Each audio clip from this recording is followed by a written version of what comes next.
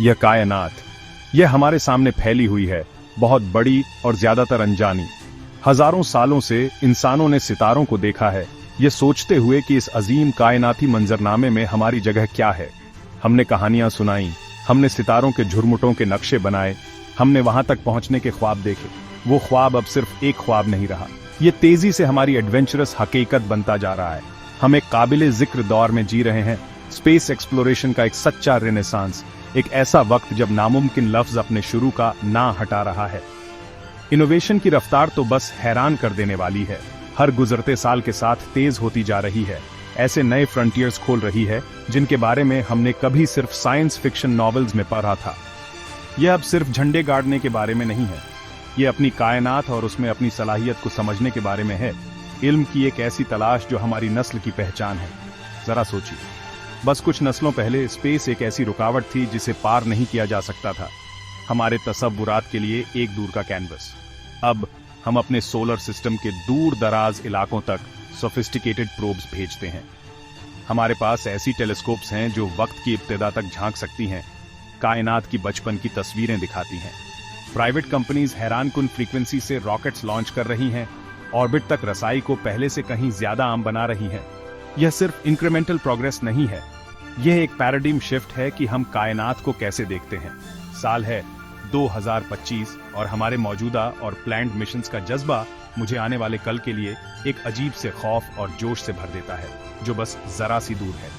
हम हिम्मत से एक ऐसे मुस्तकबिल में कदम रख रहे हैं जहां इंसानियत की पहुंच जमीन से बहुत आगे तक होगी। ये नया स्पेस एज कई जबरदस्त चीजों के मिलने से चल रहा है। एक तो वो ना खत्म होने वाला तजस्सुस है जो साइंटिफिक तहकीक को आगे बढ़ाता है, वजूद के बुनियादी सवालों के जवाब तलाश करने की ख्वाहिश।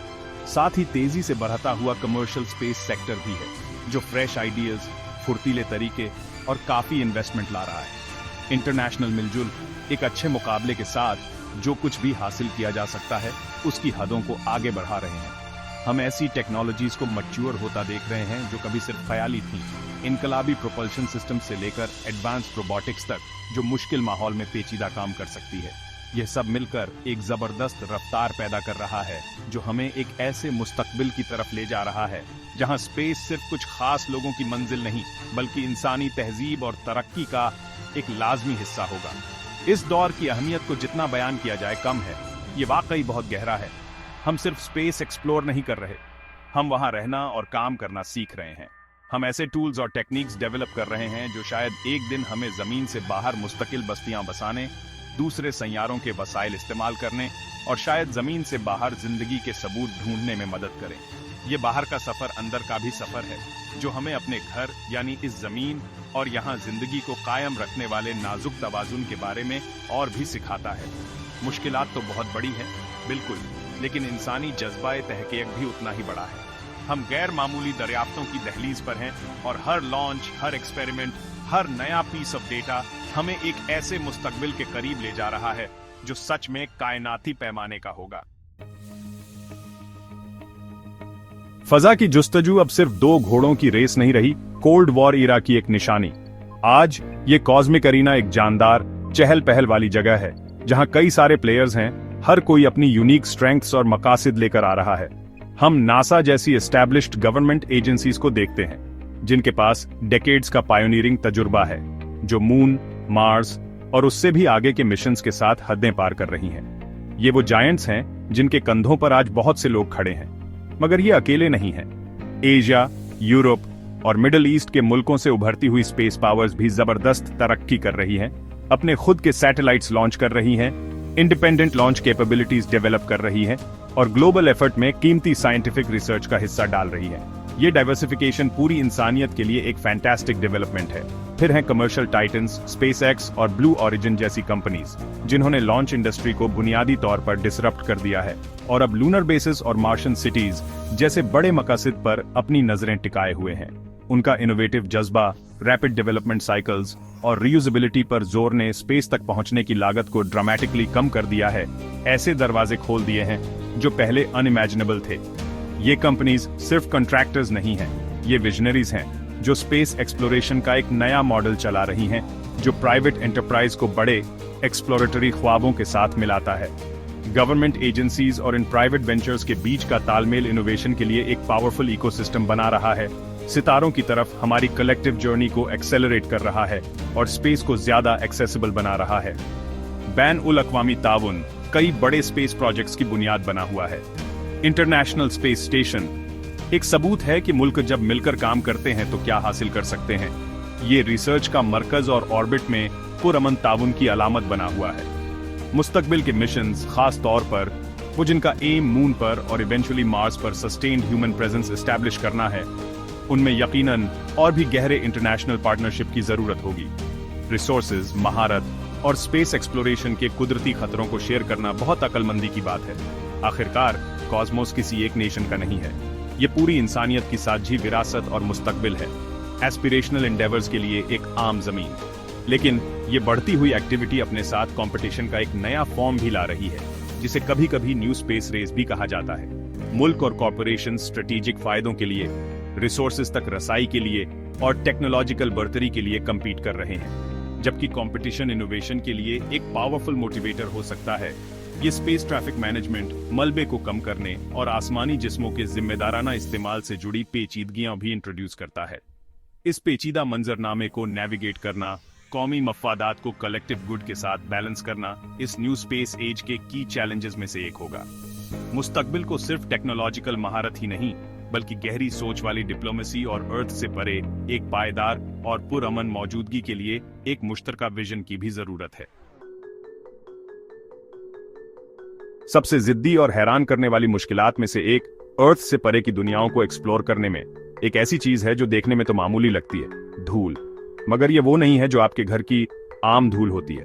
लूनर रेगोलिथ, वो बारीक रगड़ने वाला पाउडर जो चांद को ढकता है, एस्ट्रोनॉट्स और उनके साजो सामान के लिए एक डरावना ख्वाब है। ये हर चीज से चिपक जाती है, सील्स को घिसा देती है, मशीन्स के पुर्जों को बंद कर देती है और अगर सांस के साथ अंदर चली जाए तो सेहत के लिए खतरा भी बन सकती है। अपोलो एस्ट्रोनॉट्स ने यह खुद अनुभव किया। उनके स्पेस सूट्स और लैंडर्स हर मून वॉक के बाद इस चीज से लिपट जाते थे।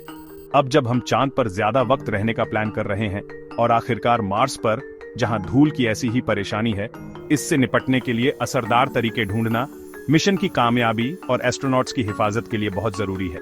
तो पेश है एक होशियार टेक्नोलॉजी जिसे इलेक्ट्रोडायनामिक डस्ट शील्ड यानी EDS कहते हैं। जरा तसव्वुर कीजिए एक ऐसी सतह का जो धूल के झर्रेत को खुद ब खुद दौर कर सके, बिल्कुल जादू की तरह।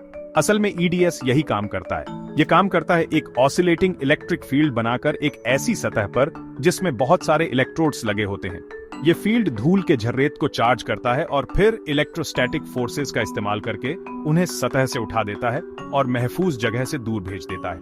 ये एक शानदार हल है जिसमें वाइपर्स या फ्लूइड्स की जरूरत नहीं पड़ती, जिनकी अपनी अलग परेशानियां हो सकती हैं स्पेस के सख्त वैक्यूम में या बर्फीली सैयारों की सतह पर। यह टेक्नोलॉजी सिर्फ एक ख्याली कॉन्सेप्ट नहीं है, इस पर एक्टिवली टेस्टिंग हो रही है और इसे बेहतर बनाया जा रहा है। नासा का ब्लू घोस्ट मिशन 1, जो मार्च 2025 में मेयर क्रिसियम में चांद पर कामयाबी से लैंड हुआ था, अपने पेलोड्स के साथ एक EDS एक्सपेरिमेंट भी ले गया था। यह मिशन बहुत अहम था इस शील्ड की कारकर्दगी को दिखाने के लिए चांद के असली माहौल में। जो डेटा जमा हुआ है वो बहुत कीमती है। इंजीनियर्स को यह समझने में मदद कर रहा है कि यह टेक्नोलॉजी असली हालात में कितना अच्छा काम करती है, कितनी पावर लेती है और कितनी मजबूत है। ऐसी ही टेक्नोलॉजी मार्स के लिए भी डेवलप की जा रही है, जहां सुर्ख रंग की आयरन ऑक्साइड से भरपूर धूल अपनी अलग ही किस्म की मुश्किलात पेश करती है। धूल को कम करना बहुत जरूरी है हर चीज के लिए। सोलर पैनल्स को साफ और कारगर रखने से लेकर हैबिटेट्स और साइंटिफिक इंस्ट्रूमेंट्स की लंबी उम्र को यकीनी बनाने तक इन अनजान जमीनों पर धूल से बचने में महारत हासिल करने के असरात बहुत दूर तक जाएंगे। इसका मतलब है कि हमारे फ्यूचर के लूनर बेसेज में ज्यादा साफ रहने की जगहें होंगी, ज्यादा भरोसेमंद साझो सामान होगा और एस्ट्रोनॉट्स के लिए सेहतमंद माहौल होगा। रोवर्स ज्यादा वक्त तक एक्सप्लोर कर सकेंगे बिना उनके चलने वाले पुर्जों के घिस कर रुक जाने के। साइंटिफिक इंस्ट्रूमेंट्स ज्यादा साफ डेटा जमा कर सकेंगे बिना इन परेशान करने वाले बारीक झर्रेत की परत के। मार्स के लिए तो मामला और भी संगीन है, क्योंकि वहां के मिशंस का अरसा और भी लंबा सोचा गया है। इलेक्ट्रोडायनामिक डस्ट शील्ड जैसे मजबूत धूल से बचाने वाले सिस्टम्स का डेवलपमेंट एक बहुत जरूरी इनेबलिंग टेक्नोलॉजी है, एक मामूली सी लगने वाली चीज जिसका बहुत बड़ा असर पड़ता है। हमारी दूसरी दुनियाओं पर मुस्तकिल तौर पर रहने और काम करने की सलाहियत पर। यह एक बेहतरीन मिसाल है कि कैसे शानदार इंजीनियरिंग उन छोटी मगर अहम रुकावटों को पार कर सकती है जो कायनात हमारे रास्ते में डालती है। कई दशकों से स्पेस ट्रैवल का मतलब केमिकल रॉकेट्स का कंट्रोल्ड गुस्सा ही रहा है। ये शानदार मशीन्स जो थ्रस्ट पैदा करने के लिए बेतहाशा प्रोपेलेंट जलाती हैं, हमें कामयाबी से ऑर्बिट तक, चांद तक और हमारे सोलर सिस्टम के दूर दराज के प्लैनेट्स तक ले गई हैं। ये इंसानी महारत का सबूत है, लेकिन केमिकल रॉकेट्स की अपनी हदें हैं, खास तौर पर जब बात स्पेसिफिक इंपल्स की आती है जो उनकी एफिशिएंसी का एक पैमाना है। फ्यूचर के बड़े मिशंस के लिए, जैसे मार्स तक तेजी से सफर या आउटर सोलर सिस्टम के वॉयेजेस, हमें और भी एडवांस्ड प्रोपल्शन के तरीके एक्सप्लोर और डेवलप करने की जरूरत है। स्पेस एक्सप्लोरेशन में अगली बड़ी छलांग नए आइडियाज से पावर होगी, जो रिवायती आग और धुएं से आगे बढ़ेगी। सबसे उम्दा उम्मीदवारों में से एक है न्यूक्लियर थर्मल प्रोपल्शन या एनटीपी। केमिकल रिएक्शंस के बजाय एनटीपी सिस्टम्स एक न्यूक्लियर रिएक्टर का इस्तेमाल करते हैं प्रोपेलेंट को, जैसे लिक्विड हाइड्रोजन, बहुत ज्यादा हाई टेम्परेचर्स तक गर्म करने के लिए। ये सुपर हीटेड गैस फिर एक नोजल से बाहर निकलती है थ्रस्ट पैदा करने के लिए। एनटीपी का सबसे बड़ा फायदा केमिकल रॉकेट्स के मुकाबले इसका काफी ज्यादा स्पेसिफिक इंपल्स है। मतलब ये उतने ही प्रोपेलेंट में ज्यादा थ्रस्ट पैदा कर सकता है या कम प्रोपेलेंट में उतना ही थ्रस्ट हासिल कर सकता है। इससे मार्स तक सफर का वक्त कम हो सकता है, एस्ट्रोनॉट्स का कॉस्मिक रेडिएशन से एक्सपोजर और लंबे स्पेस फ्लाइट के जहनी दबाव कम हो सकते हैं, जिससे सफर ज्यादा महफूज और एफिशिएंट बन जाएगा। फिर आता है इलेक्ट्रिक प्रोपल्शन का मैदान, जिसमें आयन थ्रस्टर्स और हॉल थ्रस्टर्स जैसी टेक्नोलॉजीज शामिल हैं। ये सिस्टम्स इलेक्ट्रिक पावर का इस्तेमाल करते हैं, जो अक्सर सोलर पैनल से बनती है। एक प्रोपेलेंट को आमतौर पर क्सीनॉन जैसी इनर्ट गैस बहुत तेज रफ्तार देने के लिए। हालांकि इलेक्ट्रिक प्रोपल्शन से पैदा होने वाला थ्रस्ट बहुत कम होता है, आप इसे अर्थ से लॉन्च करने के लिए इस्तेमाल नहीं करेंगे, लेकिन ये बेइंतहा एफिशिएंट होता है। लंबे अरसे तक ये हल्के लेकिन मुसलसल धक्के स्पेसक्राफ्ट को बहुत तेज रफ्तार तक पहुंचा सकते हैं, जो इन्हें deep space missions, satellite station keeping और चांद या मार्स जैसी जगहों तक कार्गो ट्रांसपोर्ट के लिए बेहतरीन बनाते हैं। हम इन इलेक्ट्रिक थ्रस्टर्स की पावर और लाइफ टाइम में मुसलसल बेहतरी देख रहे हैं, जिससे ये और भी ज्यादा वर्सेटाइल होते जा रहे हैं। इसके अलावा ग्रीनर और ज्यादा सस्टेनेबल प्रोपेलेंट्स की तलाश भी जोर पकड़ रही है। रिवायती रॉकेट फ्यूल्स बहुत जहरीले और हैंडल करने में मुश्किल हो सकते हैं। रिसर्चर्स नए ऑल्टरनेटिव्स एक्सप्लोर कर रहे हैं, जैसे वाटर बेस्ड प्रोपल्शन सिस्टम्स, जो सेफ्टी और इन सिचु रिसोर्स यूटिलाइजेशन के मामले में फायदे देते हैं। सोचिए, आप अपने स्पेसक्राफ्ट को चांद या एस्ट्रॉइड से निकाली गई बर्फ से रिफ्यूल कर रहे हैं। आयोडाइन बेस्ड इलेक्ट्रिक प्रोपल्शन एक और दिलचस्प डेवलपमेंट है, क्योंकि आयोडाइन क्सीनन से ज्यादा डेंस होता है और सॉलिड फॉर्म में स्टोर किया जा सकता है, जिससे स्पेसक्राफ्ट का डिजाइन आसान हो जाता है। ये मुख्तलिफ प्रोपल्शन टेक्नोलॉजीज में एडवांसमेंट्स स्पेस एक्सप्लोरेशन के अगले मरहले को खोलने के लिए बहुत जरूरी हैं, जो कॉस्मिक समंदर में तेज, ज्यादा एफिशिएंट और ज्यादा सस्टेनेबल सफर को मुमकिन बनाएंगे। सेक्शन 5, सितारों के बीच तामीर, इन स्पेस मैन्युफैक्चरिंग का वायदा। तसव्वुर कीजिए, आपको अपने लूनर हैबिटेट के लिए एक निहायत जरूरी स्पेयर पार्ट चाहिए, या मार्स रोवर के लिए कोई खास टूल, लेकिन जमीन तो लाखों मील और महीनों दूर है। बस यहीं पर इन स्पेस मैन्युफैक्चरिंग या आईएसएम का इनकलाबी कॉन्सेप्ट काम आता है। जमीन से अपनी जरूरत की हर चीज लॉन्च करने के बजाय, जो कि बेइंतहा महंगा और बहुत वक्त लेने वाला काम है, आईएसएम का तसव्वुर है कि कंपोनेंट्स, स्ट्रक्चर्स और यहां तक कि पूरे के पूरे सिस्टम्स सीधे स्पेस में ही बनाए जाएं। वहां मौजूद लोकल रिसोर्सेज या जमीन से लाए गए मटेरियल्स को ज्यादा कॉम्पैक्ट शक्ल में इस्तेमाल करके। ये काबिलियत सिर्फ एक सहूलियत नहीं है, बल्कि ये हमारे होम प्लैनेट से दूर लंबे अरसे तक इंसानी मौजूदगी और सस्टेनेबल एक्सप्लोरेशन के लिए एक बुनियादी जरूरत है। सच में ओन ऑफ वर्ल्ड हमारे काम करने के तरीके के लिए एक गेम चेंजर। आईएसएम का एक अहम हिस्सा है एडिटिव मैन्युफैक्चरिंग, जिसे आमतौर पर 3D प्रिंटिंग के नाम से जाना जाता है। Space based 3D printers plastic और मेटल्स से लेकर सेरामिक्स और यहां तक कि चांद या मार्स की प्रोसेस्ड मिट्टी, जिसे रेगोलिथ कहते हैं, जैसे कई तरह के मटेरियल्स का इस्तेमाल करके डिमांड पर चीजें बना सकते हैं। इसका मतलब है कि हम जरूरत के मुताबिक tools, replacement parts, medical devices और यहां तक कि हैबिटेट्स के कुछ हिस्से भी प्रिंट कर सकते हैं। इसके फायदे बहुत जबरदस्त हैं। जमीन पर मौजूद सप्लाई चेन्स पर कम इन्हिसार, लॉन्च का वजन कम क्योंकि कच्चा माल अक्सर तैयार चीजों से ज्यादा कॉम्पैक्ट होता है, और स्पेस के असल माहौल में तेजी से प्रोटोटाइप बनाने और डिजाइन्स को बेहतर करने की काबिलियत। पूरी दुनिया में इन स्पेस मैन्युफैक्चरिंग मार्केट में काफी तरक्की होने का अंदाजा है, जो 2032 तक $10 बिलियन से ज्यादा तक पहुंच जाएगा, जो इस ट्रांसफॉर्मेटिव टेक्नोलॉजी पर मजबूत एतमाद को दिखाता है। 3D प्रिंटिंग के अलावा ISM में माइक्रोग्रेविटी कास्टिंग, वेल्डिंग और ऐसे बड़े स्ट्रक्चर्स की असेंबली जैसी दूसरी एडवांस्ड टेक्निक्स भी शामिल है, जिन्हें पूरी तरह असेंबल करके जमीन से लॉन्च करना बहुत भारी या नाजुक काम होगा। बड़े बड़े सोलर एरेज, फैले हुए एंटीना रिफ्लेक्टर्स या स्पेसक्राफ्ट के उन हिस्सों के बारे में सोचिए जिन्हें ऑन ऑर्बिट में रोबोटिक आर्म्स या एस्ट्रोनॉट क्रू तामीर कर रहे हों। फिलहाल नॉर्थ अमेरिका का इस तेजी से बढ़ते हुए मार्केट में एक अहम हिस्सा है, लेकिन दुनिया भर में दिलचस्पी और इन्वेस्टमेंट बढ़ रही है। एस्पैक्स जैसे स्टार्टअप्स जो ISM के लिए क्लाइमेट कंट्रोल्ड बॉक्सेस डेवलप कर रहे हैं, और आर्क स्पेस अपने orbital test bed operations platform के साथ जो कुछ भी मुमकिन है उसकी हदों को आगे बढ़ा रहे हैं और स्पेस इकोनॉमी के इस अहम शोबे में हो रही शानदार इनोवेशन का मुजाहिरा कर रहे हैं। इन स्पेस मैन्युफैक्चरिंग का लॉन्ग टर्म विजन वाकई में इनकलाबी है।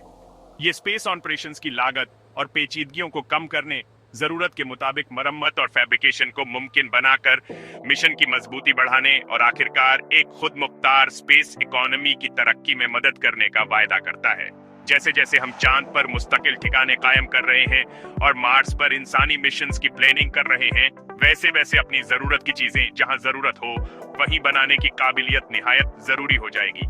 इन स्पेस मैन्युफैक्चरिंग सिर्फ स्पेस में चीजें बनाने के बारे में नहीं है, ये स्पेस के साथ हमारे रिश्ते को बुनियादी तौर पर बदलने के बारे में है। इसे एक ऐसी जगह से जहां हम सिर्फ सैर करने जाते हैं, एक ऐसी जगह में तब्दील करना जहां हम सस्टेनेबली रह सकें और काम कर सकें, अपने मुस्तकबिल को एक एक परत, एक एक कंपोनेंट करके तामीर करना।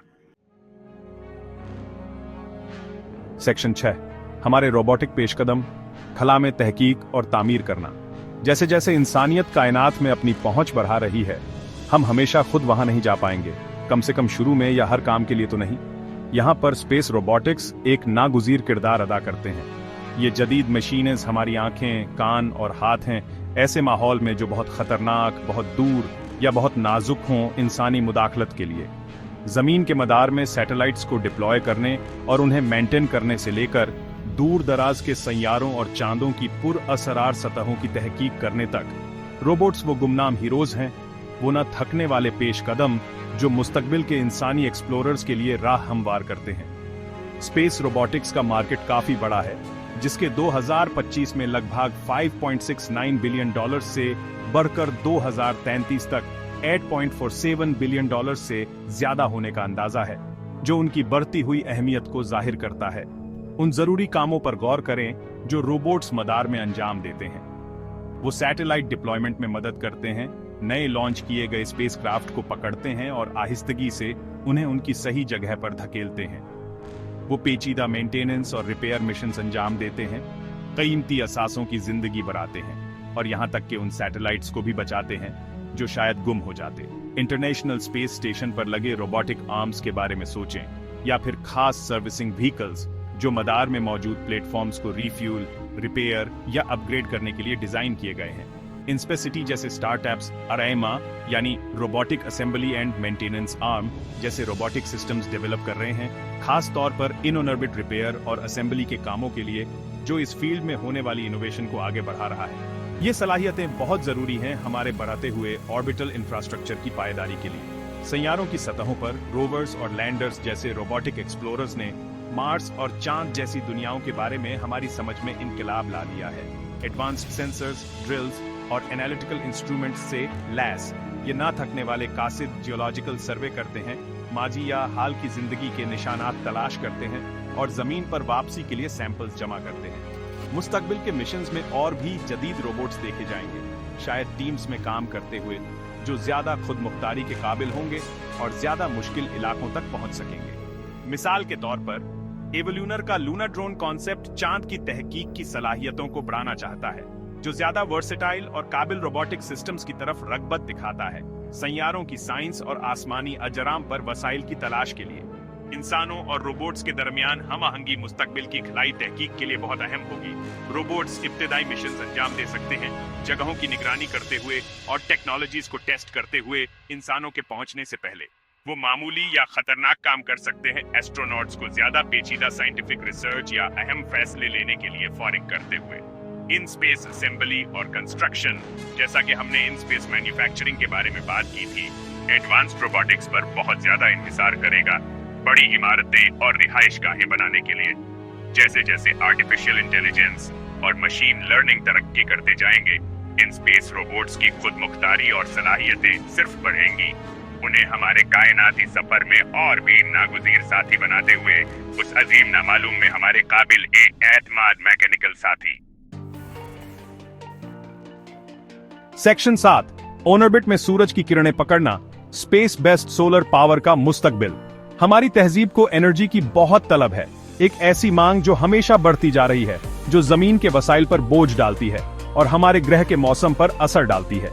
क्या हो अगर हम पावर के एक ऐसे जबरदस्त, साफ और तकरीबन कभी ना खत्म होने वाले जारिये को हासिल कर सकें, जो 24 घंटे 7 दिन मयस्सर हो, मौसम या दिन के वक्त की परवाह किए बगैर। यही वो अजीम तसव्वुर है स्पेस बेस्ड सोलर पावर या SBSP का।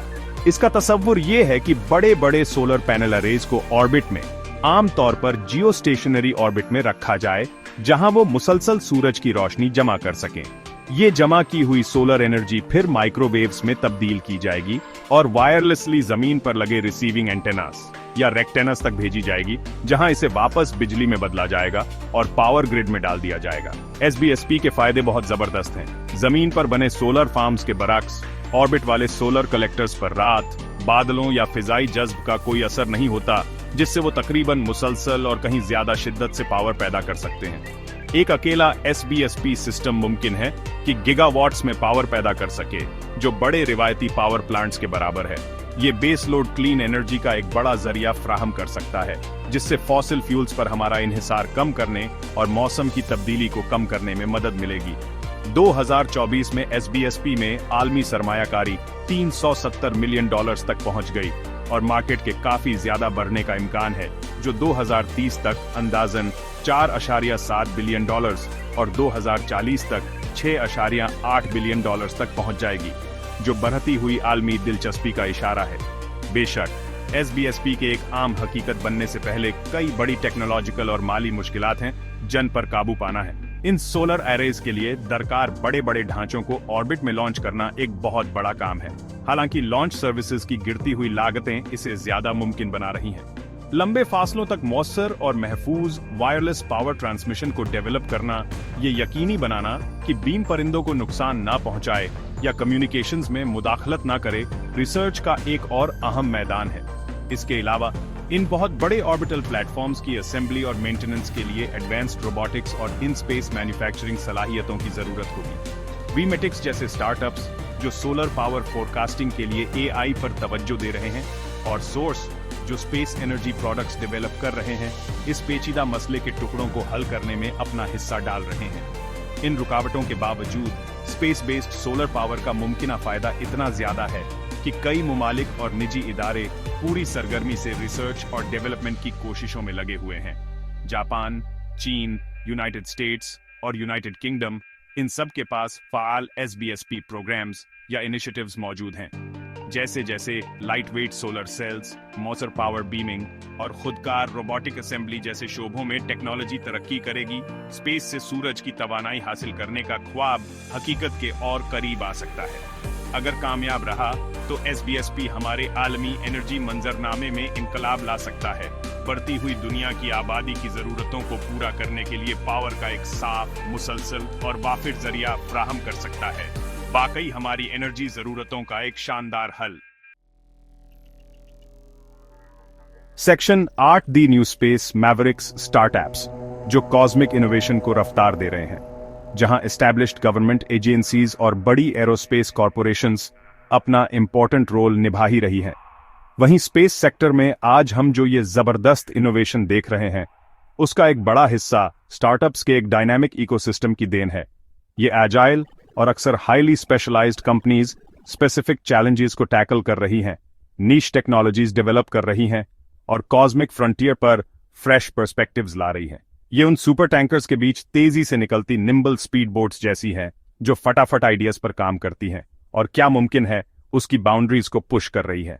नॉवल प्रोपल्शन सिस्टम्स से लेकर एडवांस्ड डेटा एनालिटिक्स तक, ये न्यू स्पेस मैवरिक्स बेशक स्पेस एक्सप्लोरेशन और कमर्शलाइजेशन की रफ्तार को एक्सेलरेट कर रहे हैं, इंडस्ट्री में नई जान डाल रहे हैं। जरा सोचिए कितने सारे एरियाज में स्टार्टअप्स अपनी छाप छोड़ रहे हैं। डिफेंस और स्पेस सिक्योरिटी में बिट्रेजुस जैसी कंपनी स्पेस एसेट्स के लिए साइबर सिक्योरिटी पर फोकस कर रही है, जो कि एक क्रिटिकल नीड है क्योंकि सैटेलाइट्स पर हमारी निर्भरता भी आज रही है। इन स्पेस मैन्युफैक्चरिंग के लिए एस्पैक्स और आर्क स्पेस ऐसे प्लेटफॉर्म्स और एनवायरनमेंट्स डेवलप कर रहे हैं जिनसे अर्थ से बाहर चीजें बनाई जा सकें। सैटेलाइट डेटा एनालिटिक्स में स्पेस आइज एआई यूज कर रहा है प्रेडिक्टिव इंसाइट्स के लिए, जबकि जाइत्रा स्पेस क्वालिफाइड डेटा प्रोसेसिंग पर फोकस कर रहा है। ये सिर्फ छोटे मोटे इंप्रूवमेंट्स नहीं है, ये फाउंडेशनल टेक्नोलॉजीज हैं जिन्हें फोकस्ड एंटरप्रेन्योरियल टीम्स पायनियर कर रही हैं। इनोवेशन का ये डाइवर्स लैंडस्केप फ्यूचर के लिए एक रोबस्ट और रेजिलिएंट स्पेस इकोनॉमी बनाने के लिए क्रूशल है। प्रोपल्शन सेक्टर भी स्टार्टअप एक्टिविटी के लिए एक और हॉटबेड है। ISP टेक जैसी companies green in space propulsion systems develop कर रही हैं और कॉस्मो भी एडवांस्ड इलेक्ट्रिक प्रोपल्शन पर काम कर रही है। स्पेस रोबोटिक्स की दुनिया में इनस्पेसिटी इन ऑर्बिट सर्विसिंग के लिए और एवोल्यूनर प्लैनेटरी एक्सप्लोरेशन के लिए रोबोट्स बना रही है। स्पेस बेस्ड सोलर पावर के एम्बिशियस गोल के लिए वीमैटिक्स और सोर्स स्पेशलाइज्ड टेक्नोलॉजीज कंट्रीब्यूट कर रहे हैं। स्पेस डिब्री का चैलेंज भी एंड्रास्टिक ग्रुप और डेल्टा इन्फिनिट जैसे इनोवेटर्स एड्रेस कर रहे हैं। और जब बात आती है एक्चुअली हार्डवेयर बनाने की, तो space lab space qualified 3D printers बना रहा है, जबकि ABRA space rocket engines 3D print कर रहा है। ये एंटरप्रेन्योरियल स्पिरिट सचमुच स्पेस टेक्नोलॉजी के हर पहलू में नजर आ रहा है। स्टार्टअप एक्टिविटी में ये उछाल कई फैक्टर्स की वजह से है। लॉन्च कॉस्ट्स का कम होना, वेंचर कैपिटल की अवेलेबिलिटी, मिनिएचराइजेशन और AI जैसी इनेबलिंग टेक्नोलॉजीज में एडवांसमेंट्स, और स्पेस को लेकर पैशनेट बढ़ता हुआ ग्लोबल टैलेंट पूल। ये कंपनीज अक्सर लीन स्टार्टअप मेंटालिटी से ऑपरेट करती हैं, जिससे ये क्विकली पिवट कर पाती हैं, यानी अपनी स्ट्रैटेजी बदल पाती हैं और ऐसे रिस्क्स ले पाती हैं जिनसे बड़ी ऑर्गेनाइजेशंस शायद कतराती हैं। ये सिर्फ सप्लायर्स नहीं हैं, ये की पार्टनर्स, कोलैबोरेटर्स और तो और कंपेटिटर्स भी बन रहे हैं, जो पूरी स्पेस इंडस्ट्री को आगे बढ़ा रहे हैं। इस स्टार्टअप इकोसिस्टम को सपोर्ट करना और इसे आगे बढ़ाना एसेंशियल है, अगर हमें इस न्यू स्पेस एज का पूरा पोटेंशियल रियलाइज करना है, ताकि इनकी क्रिएटिविटी का इस्तेमाल करके कॉस्मिक एक्सप्लोरेशन के बड़े बड़े चैलेंजेस सॉल्व किए जा सकें। Section 9 to infinity and keep going. हमारी खुलती हुई स्पेस की किस्मत और एक छोटी सी गुजारिश। हम इंसानी तारीख के एक सचमुच बहुत ही खास मोड़ पर खड़े हैं, एक ऐसा लम्हा जहां हमारी पहुंच आखिरकार हमारी कायनाती उम्मीदों के बराबर होने लगी है। स्पेस टेक्नोलॉजी का मुस्तकबिल 2025 और उससे भी बहुत आगे खोज और काबिलियत में लगातार तेजी का वादा करता है। हमने डस्ट मिटिगेशन में हुए जबरदस्त एडवांसमेंट्स को एक्सप्लोर किया है, वो क्रांतिकारी नए प्रोपल्शन सिस्टम्स जो हमें और दूर और तेज ले जाएंगे, और सीधे खला में मैन्युफैक्चरिंग और बिल्डिंग की गेम चेंजिंग सलाहियत को भी। हमने देखा है कि कैसे रोबोटिक्स हमारी सेंसेस और हमारी काबिलियतों को बढ़ाएगी और कैसे हम एक दिन ऑर्बिट से क्लीन एनर्जी नीचे बीम कर सकते हैं। ये कोई साइंस फिक्शन नहीं है, ये इंसानी जहानत का रास्ता है जो हमारी आंखों के सामने खुल रहा है। ट्रेंड्स बिल्कुल साफ हैं, स्पेस ज्यादा एक्सेसिबल, ज्यादा कमर्शियल और हमारी ग्लोबल इंफ्रास्ट्रक्चर और इकोनॉमी में ज्यादा इंटीग्रेटेड होता जा रहा है। रीयूजेबल लॉन्च व्हीकल्स का जो डेवलपमेंट चल रहा है, उससे कॉस्ट्स और कम होते रहेंगे। मिनिएचराइजेशन की वजह से हम छोटी और ज्यादा अफोर्डेबल सैटेलाइट्स में ज्यादा कैपेबिलिटी पैक कर पाएंगे। आर्टिफिशियल इंटेलिजेंस हमारे रोबोटिक एक्सप्लोरर्स की ऑटोनॉमी को और बढ़ाएगी और हमारे स्पेस ऑपरेशंस की एफिशिएंसी को भी। ग्लोबल स्पेस रेस, जो अब एक मल्टीपोलर कोशिश है जिसमें मुल्क और प्राइवेट कंपनीज दोनों शामिल हैं, इनोवेशन को बढ़ावा देती रहेगी, भले ही इसके लिए अमन और पायदार तरक्की यकीनी बनाने के लिए एहतियात से मैनेजमेंट और डिप्लोमेसी की जरूरत हो। आगे का सफर इंसानियत के लिए बड़ी बड़ी चुनौतियों और उससे भी बड़े मौकों से भरा हुआ है। लगातार इनोवेशन सिर्फ जरूरी नहीं है, बल्कि ये बेहद जरूरी है। जिन प्रॉब्लम्स को हम हल करना चाहते हैं, दूसरी दुनियाओं पर इंसानों की मुस्तकिल मौजूदगी कायम करना, पृथ्वी के बाहर जिंदगी की तलाश करना, कायनात की शुरुआत और अंजाम को समझना, ये उन सबसे गहरी और मुश्किल चीजों में से हैं जिनका हम सामना कर सकते हैं। इनके लिए हमारी बेहतरीन साइंस, हमारी सबसे क्रिएटिव इंजीनियरिंग और हमारी सबसे मजबूत कमिटमेंट की जरूरत है। स्पेस एक्सप्लोरेशन से मिली इंसाइट्स हमारी अपनी पृथ्वी के बारे में भी बेशकीमती नजरिए देती हैं, जो हमें क्लाइमेट चेंज, रिसोर्स मैनेजमेंट और ग्लोबल कनेक्टिविटी जैसे अहम मसलों को हल करने में मदद करती है। स्पेस टेक्नोलॉजी में इन्वेस्ट करना इंसानियत के मुस्तकबिल में इन्वेस्ट करना है, पृथ्वी पर भी और सितारों के बीच भी। स्पेस एक्सप्लोरेशन की कहानी हमारी कहानी है, हमारी जिज्ञासा हमारी मजबूती का सबूत है और एक्सप्लोर करने की हमारी कभी ना खत्म होने वाली ख्वाहिश का। आज हम जो टेक्नोलॉजीज डेवलप कर रहे हैं वो आने वाली पीढ़ियों की जिंदगियों को शक्ल देंगी, नई दुनियाएं और नई संभावनाएं खोलेंगी। ये एक जबरदस्त एडवेंचर है और ये अभी इसी वक्त हो रहा है। अगर आप भी इस कायनाती सफर से मेरी तरह ही परजोश हैं और स्पेस टेक्नोलॉजी और एक्सप्लोरेशन में लेटेस्ट ब्रेक थ्रू से अपडेटेड रहना चाहते हैं, तो प्लीज इस चैनल को सब्सक्राइब जरूर करें और इस वीडियो को एक थम्स अप भी दें। आपका सपोर्ट हमें कायनात के अजूबों को शेयर करते रहने में मदद करता है और इसे समझने की इंसानी जबरदस्त कोशिशों को भी। ऊपर देखते रहिए।